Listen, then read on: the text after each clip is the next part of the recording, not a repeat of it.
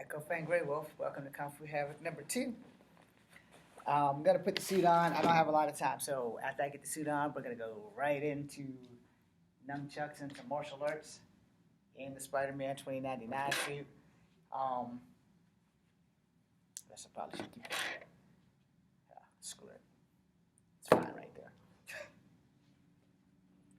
So one, getting into the suit is not always a challenge, but some days it is a challenge. I'm not going to do any like superhero poses if I can help it. I just want to get in this damn suit, do something to make you guys a little bit less mad at me, and then go home.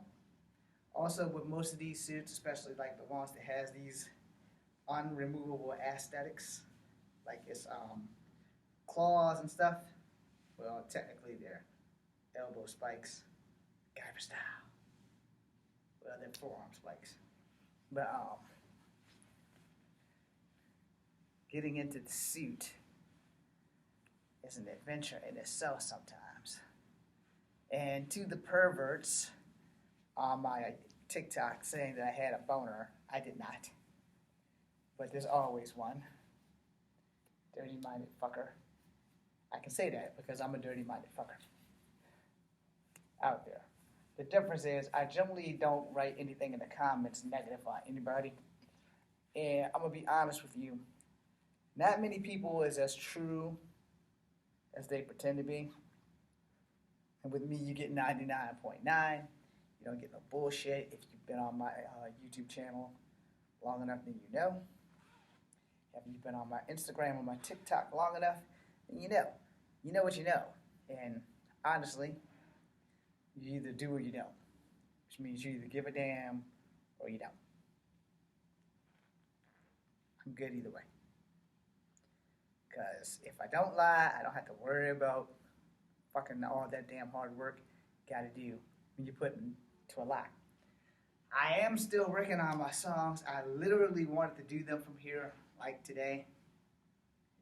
I still might, but I'm probably not gonna do it in this suit. So one of my songs is called, damn, what the hell was the other song? The song I'm more currently working on is called My Love, My Word, My Honor. Initially it was called My Honor Is All I Have. As you can see, I'm still toying with titles. But I think that could be a subtitle, and it could be called My Love, My Honor, My Word, because that would be alphabetical. IHW. You know, my. Well, I guess that could be it. Hold on. My love. A B C D E F G H I J K L. So H is before love, right? Hold on. I'm totally screwing this up.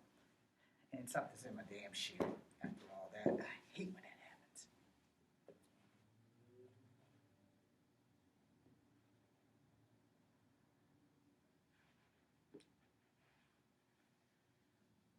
My love, my honor, my word. So it should probably be my honor, my love, my word. So it would be HLW. Yeah, that sounds better because H comes before L and L comes before W. So that's it. My honor, my love, my word. That sounds way better, doesn't it? Okay. So, like I said, due to the fact that we are limited on time. Yeah, that happens. I had a hip replacement. We are limited on time, so we are going to gonna go. That's what we're gonna do. Just gonna go. As soon as I get this mask on.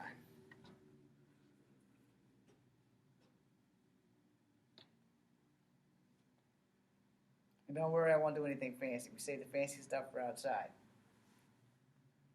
As you know, we're literally inside of a building.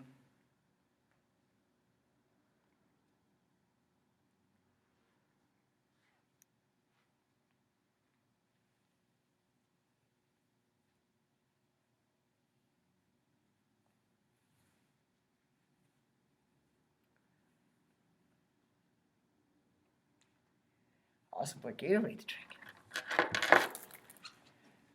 So always remember, when you're working with nunchucks, especially when you're doing double, it's probably best to go this way first, then that way at the same time. Or you can do it your own way.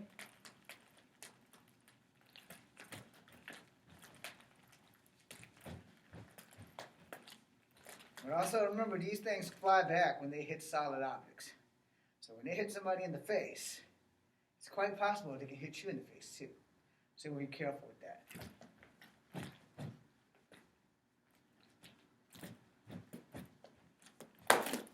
See how that happened?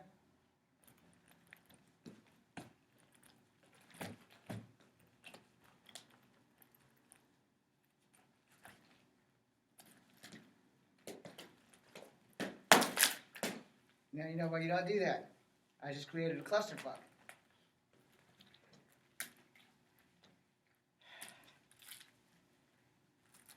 Yeah, I'm still having problems seeing out of my left eye with this damn suit on. Alright, let's get down to it.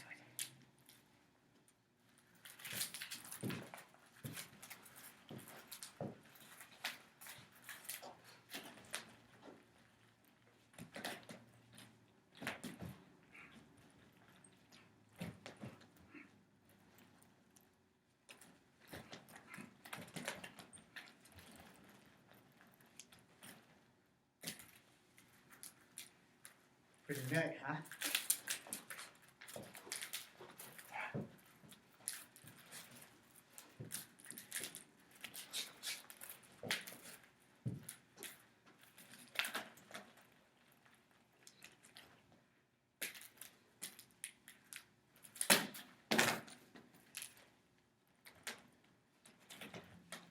But don't worry, I'm going to pick those back up.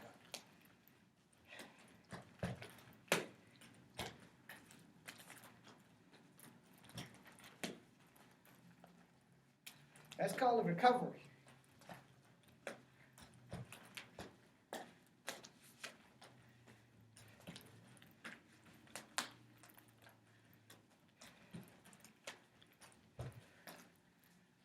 Ooh. That's called a mess up.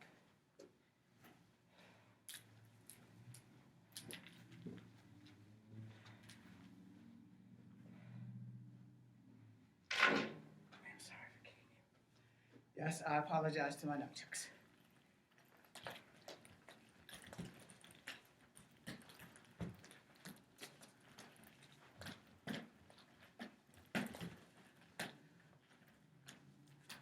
Probably shouldn't do that. Woo, kids. Because that can happen. Ruin your day.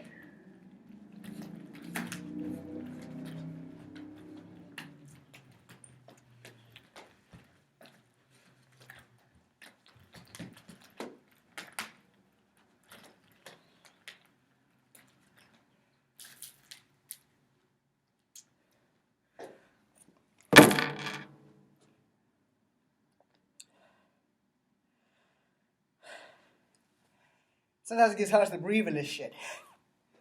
I also took this off for a reason. 9 times out of 10, when you see something on TV, can't always be sure what it is. Can't always see the people being the people. You know, stunt doubles and shit like that. So this is to make sure you know it's me. That's why the helmet came off.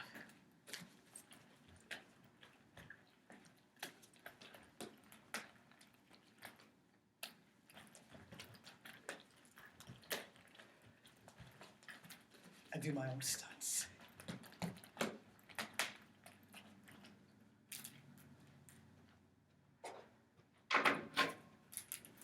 Now blue.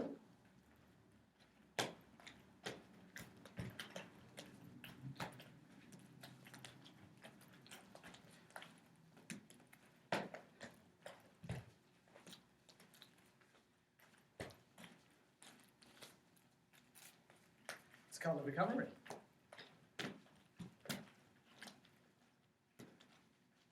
That's also called a recovery. Remember, going through your legs can cause damage, especially if you're a dude.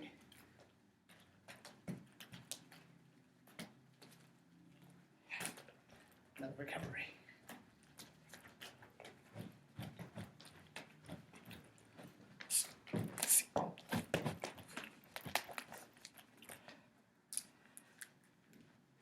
Hope you guys enjoyed that. My nose started running.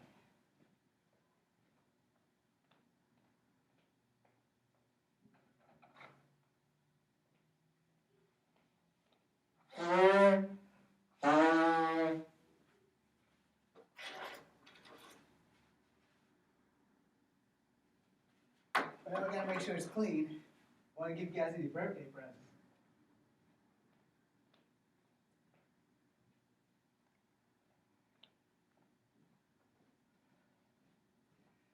Okay, so before I end the video, talking to you seriously now about martial arts. Alright?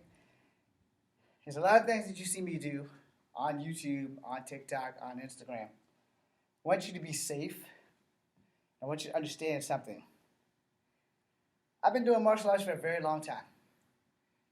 I always tell people, do not attempt anything you see somewhere in my videos. It should be at the beginning. It's hard to do that. It's really hard to do that, but it should be at the beginning. I understand that unsafe martial art practices happen. People get hurt. People get hurt really, really bad. My best advice is, if you need like serious martial art advice, and I don't mean in the fighting sense, but in what to look for, is to always check in on Rob at McDojo Life. I'm pretty sure he probably doesn't like me that much, but even if he doesn't, shout out to Rob, and I will send people to him versus me. I'm older than Rob. I'm 48. I've been fighting, just not professionally. My fighting career was only 6 years long, from the age of 6 to the age of 12. It is not my job to convince you to believe me. That is not my job. It is my job to convince you on what to do and what not to do in certain situations. You guys see me do bound fighting the most because it is the most dangerous of my training.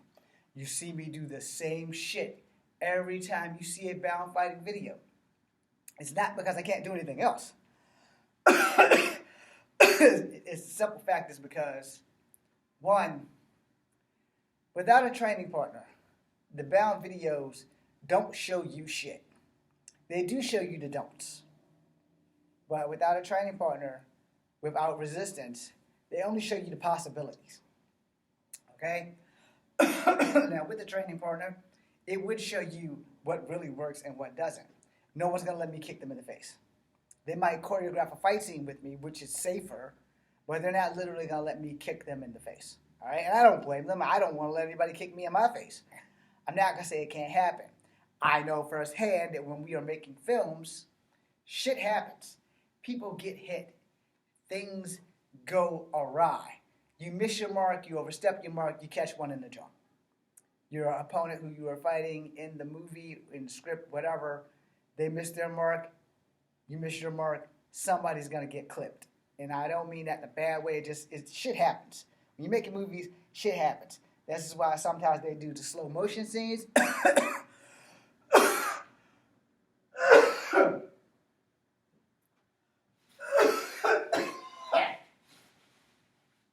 Jesus Christ. Gatorade is thirsty for that deep down body thirst, which I don't have right now.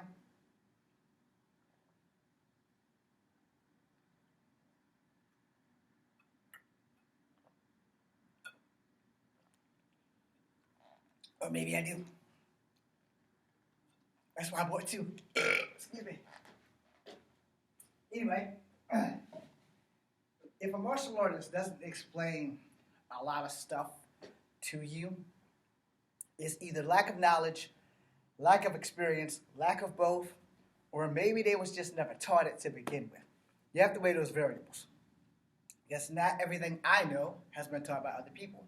Not everything that other people know has been taught to me. You have to learn these things when you're fishing around for martial arts and stuff, because what you don't know can not only hurt you, but it can also unalive your ass if you're not careful. I was looking for the little thing. Of course it is, right here. Anyway, Murphy's Law. So, when you're training, when you're finding a school, when you are searching for something to have fulfillment, I can't give you my rules, and you'll have to come up with your own. But you also have to be open-minded, and you have to be mindful of what you are doing martial arts for. There are some other martial artists that I follow who also put things in categories. I try not to categorize martial arts because I'm going to be honest with you. There's too many to categorize, but I also strongly believe that there's the three main ones. You have real martial artists who train for protecting themselves and others.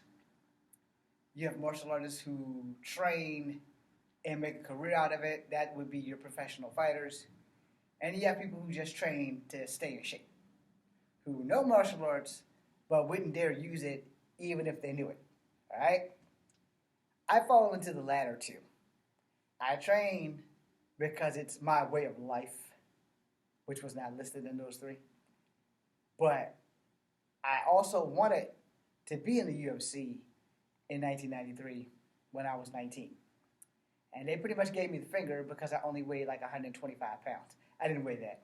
I weighed roughly maybe 110, 115. I didn't have it. By the time I was 21, I was 121 pounds. Never gained another damn day of weight a day in my life until I got into the Army. At the Army, my highest weight was 135, maybe 140. Then I had a hip replacement. And the doctors told me I'm not allowed to go over 127 pounds. I have absolutely no idea how much I weigh right now. And I don't know if there's a scale here.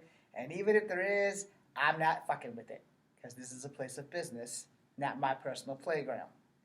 But understand, when you are doing martial arts, when you are searching for a sensei or a sifu, that if you're putting money in their pocket and they're teaching you shit to survive, they also need to invest in you. Any school that's not willing to invest in their worst student and only their best student is not the school for you. Now, that also depends on what you're taking martial arts for. If you're only taking martial arts to stay in shape, then it really doesn't matter what belt you earn, because you're just there to stay in shape. You can do push-ups at home, but you can't always throw the perfect punch or the perfect kick at home. That's what you need senseis for. That's what you need the bags and the equipment for, so that you'll be able to handle yourself. The back of the suit look like. Oh, okay. Sorry, I never noticed the suit. I just always liked the skull on the front. And I left it at that. I never knew if there was anything on the back. I know, sounds retarded. I put the suit on thousands of times and never noticed the back. Anyway, moving on. It's a lot of things out there in this world, especially in martial arts. They can hurt you without trying. There are a lot of demons in martial arts. They can hurt you without trying. I'm not going to say I'm an angel. If anything, I'm probably closer to the demons. The difference is that I'm not going to hurt you unless you try to hurt me. I have my honor if I have nothing else. But I also have the love of martial arts. I also love being in front of the camera.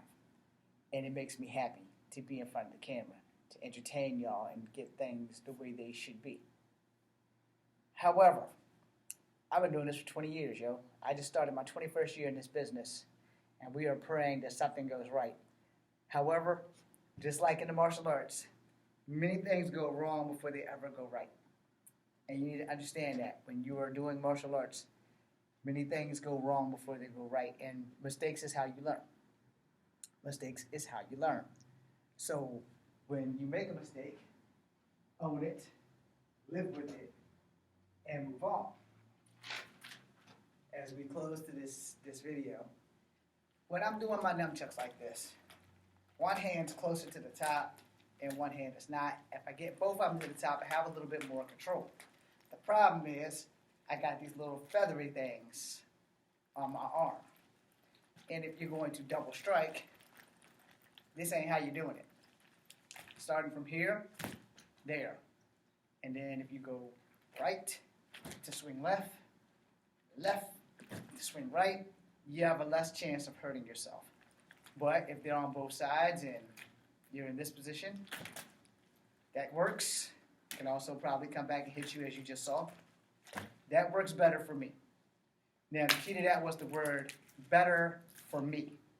If I have to fight two guys with nunchucks, I'm going to be honest. I'm probably not going to swing them unless I swing them like this. And you see they didn't open up? There's a reason for that. People don't tell you this. I'm going to tell you this. And we're going to call it a day after I tell you this. For those who don't believe that it's possible, understand that anything is possible. If I swing this open and I get unlucky and my opponent grabs this bitch, and if he has the right strength and momentum, I just gave him my weapon. And if you think for a New York minute he's not going to whoop my ass with it, you are wrong. So, this is how we close this video. You probably don't get this much.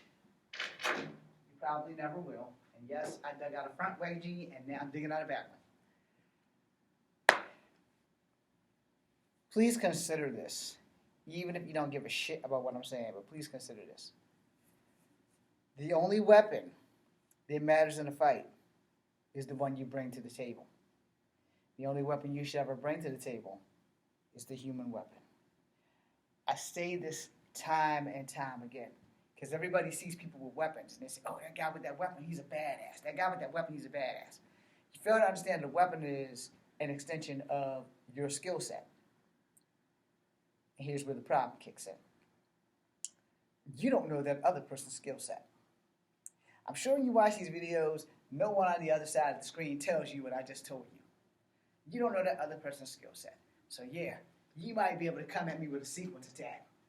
Boom, boom, boom. And I might be able to block it. Boom, boom, boom. But if I miss those blocks, I'm dog meat. Which means you're going to tear my ass a new one. But if I block, boom, boom, boom. And notice I'm blocking, but I'm not countering. See how that works? I'm blocking, but I'm not countering. Block, counter. Block, counter. That's what I should be doing when you're doing your sequence attack. If I'm just blocking, boom, boom, boom, I'm probably feeling you out, waiting for the moment to strike. And sometimes I might not get that moment. Sometimes I might get that moment. See that thing of what I just explained? See, fighting is different for everybody. And no matter who you follow, and no matter what you think you know, here's where experience kicks in. If you throw a punch and I block it and don't strike, there's a good chance that your other hand's already fired from the chamber. Understand that? So if I block it and I don't strike, but you threw a punch and I blocked it and I might have stepped to the wrong way. I didn't bat you to this side. Maybe I batted you to this side, opening all this up for your left hand. Because this is a straight fight. Standard fight. Left hand forward, right hand at the ready. Tap them out, you know, jab, jab, jab, jab, jab, cross, jab, jab, uppercut. Now, this is a standard street fighting stance. For those who can see it from this angle, see? Jab, jab, right, jab, jab, uppercut, jab, jab, cross. Now, this is a southpaw angle. Jab, jab, left, jab, jab, uppercut, jab, jab, cross. All right? So, if I'm doing a southpaw stance or a Wing Chun stance, because the southpaw stance and the Wing Chun stance are very, very similar. So, if you're throwing your left jab, it's coming to my right standing hand. So if I'm doing Wing Chun or Kempo, boom, I can strike your knuckles. I still got this hand for protection from your other hand. But if you're throwing a left, you're jabbing, bah, boom, I'm striking. Wing Chun. Now, why did I say I'm striking your knuckles? Because that's some shit you do in Kempo. So, if I'm striking, you know, so it's boom, boom. And if I'm doing Kung Fu, so block, low kick. That was kind of high, actually. That was like a midline kick. So, Kung Fu down there. If I do Kempo, boom, boom, or Kung Fu, they're both kind of got that same relative move. So I struck your knuckles and I struck the body. Or if I decide to do a different style of Kung Fu, when you throw your hand, I block, push this way, push this way. Your arm is in between. So I'm pushing this way. It's a left jab. So I'm pushing this way, and I'm pushing this way. Now I just broke your elbow. From there I can lock it, pull to my knee, and strike. So there's lots of different combinations you can do with Kempo and Kung Fu, and even Gung Fu at this striking position. Now let's say I want to do animal, and I'm doing mantis, and I decide that mantis is not the thing because I can't poke your knuckles with you throwing a full punch. But I can still be in a mantis position and then knuckle strike you Kempo. You have to learn to mix up your shit. You have to learn to change your style every time you fight someone. Because ain't no fight, even if you fight the same guy you beat last week, ain't no fight ever going to be the same fight. So you can bring whatever you want to the fight, but there's a good chance that guy that you don't know has different training than you. He may know a whole different skill set. So if you bring a weapon to a fight and he takes it from you and then beats your ass with it, that's on you. I am one of them people, under no circumstance whatsoever am I going to bring a weapon to a fight. I am the only weapon I'm ever going to need. I know it. Even if I lose, I know that I'm the only weapon I'm going to need. Plenty of people don't know how to fight, so they bring weapons to a fight. Those same people either get really lucky or they get really unlucky. If they got really lucky and they hurt somebody real bad with a weapon that they brought to a fight, good for them. Because they haven't came across that ace that not only knows how to fight with his hands, but knows how to take weapons from people. There's only so many thrusts and slashes you can do before you get somebody who knows what the fuck they're doing. And if you can avoid their arm length times their weapon, then you're in good shape. So, for instance,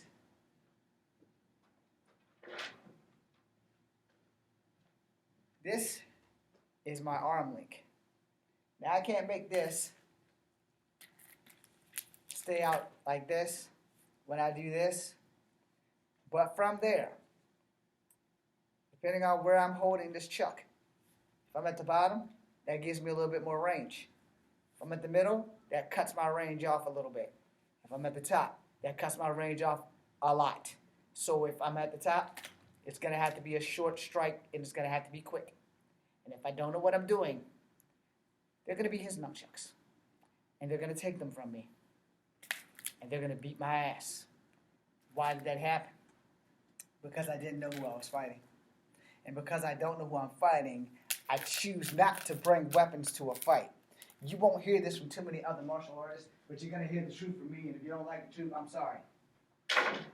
9 times out of 10, if you take a weapon to a fight and you're going there by yourself and the person you are fighting by themselves don't have a weapon, well, you better be good with what you got. You better pray a lot. And 2 things. 1, I hope you don't accidentally unalive somebody. And 2, I hope that they don't take that weapon from you and unalive you. So you're taking an incredible chance taking a weapon to a fight. You're taking an incredible chance of only relying on 2% of your skills. And the reason why I say it's 2%, I have that rule, 70-30. A lot of the shit that you do in the dojo only works in the dojo. 30% of the shit that you learn in the dojo works outside. That 30% is really all you need. How to punch, how to kick, where to punch, where to kick. All that fancy shit, like this, it's not really going to get you anywhere if your opponent ducks. If your opponent ducks, you're destined to win. Understand that shit. Stick with basics. Jab, front kick, jab, front kick. Now, stick with those basics. Jab, crescent kick, front kick, jab, crescent kick, jab, crescent kick, jab, crescent kick. Now, you notice the reason why I'm specifically doing front kicks and crescent kicks, I'm not really doing a whole bunch of sequences. Here's the last word of wisdom for tonight. See, when I do a sequence, if I'm doing this sequence, watch for it. you will see the opening. Ready? Here we go. Front kick, front kick. See how I put my body back? That was about time for your opening, but that was me slowing it down, and I wasn't finished the sequences. So we're going to do it again. Front kick, down, turn, kick. When I turn right here to throw an elbow or a back kick, if I turn that slow, I'm going to be on the floor. So let's try another sequence. You'll see the opening. Put it in the comments. So it's going to be the same basic bullshit sequence that I've always done in training. But understand, there are openings in these sequences, rather. Watch carefully. Boom, boom, boom. Each time my back turned to you, that's an opening. So your blocks, first kick, boom. Second kick, boom. Third kick, boom. Second kick, boom. The first time I turn my back, the second kick, it's over because I turned my back. So you want to keep it basic. Boom, boom, boom, boom, boom, boom. Get back in a position, boom. Back in a position, boom. Make sure when you throw a kick that it puts you back into a position where you can get repositioned so that you can throw a better kick. That being said, I'm Echo Van Grey Wolf. I got a strip. Get set to go. Thanks for watching. Be seeing you.